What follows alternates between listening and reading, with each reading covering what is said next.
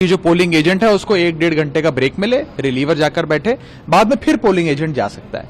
Reliever और polling agent दोनों को पोलिंग एजेंट का दर्जा भी दिया जाता है।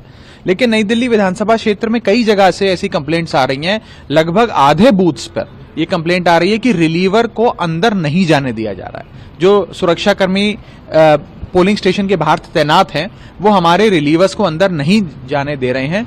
अगर रिलीवर अंदर नहीं जाएगा और अगर हमारा पोलिंग एजेंट बाहर नहीं आएगा तो कितना मतदान हुआ उस बूथ पर, वहां पर कोई फर्जी वोटिंग या किसी प्रकार का कोई विवाद तो नहीं हुआ, ईवीएम ठीक से चल रही है कि नहीं चल रही है, सारी चीजें अधिकृत तौर पे सामने नहीं आ सकती। इसीलिए मैं सारे प्रशासन से ये मांग करने आया हूं। अभी जो डिस्ट्रिक्ट इलेक्शन ऑफिसर हैं उनसे भी हमारी बात हुई है, उनसे अनुरोध किया है कि हमारे रिलीवर्स को अंदर जाने की अनुमति दी जाए, नंबर 1।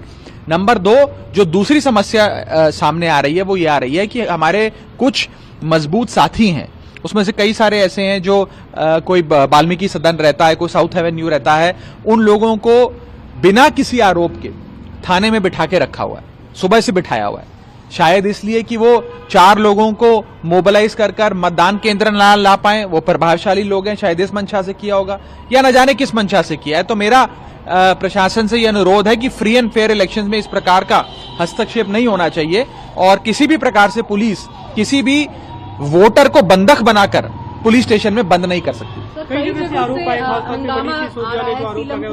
पुलिस ने कहा है कि देखिए, दिल्ली में कई जगहों से ये कंप्लेंट्स आ रही हैं कि खास तौर पे दिल्ली पुलिस द्वारा और भारतीय जनता पार्टी के कुछ लोगों द्वारा कई ऐसी चीजें की जा रही हैं जो वैध नहीं है, जो कानूनी नहीं है, जो लीगल नहीं है। चुनावों में एक निर्धारित प्रक्रिया फॉलो हो, एक लेवल प्लेइंग फील्ड सबको मिले और एक फ्री एंड फेयर इलेक्शन हो। जिस मतदाता ने जिस पार्टी को वोट देना है उसको उस पार्टी को वोट देने दिया जाए। अब उसमें आखिरी दिन भी अगर इस प्रकार का हस्तक्षेप होगा, इस प्रकार की हुलिगनिज्म होगा तो वो ठीक नहीं है। इसीलिए मैं प्रशासन से ये उम्मीद करता हूं, हमने लिखित में भी chief election commissioner of India, chief electoral officer Delhi और डीएम नई दिल्ली को भी लिखित में भी ये सारी चीजें दी हैं। प्रधानमंत्री ने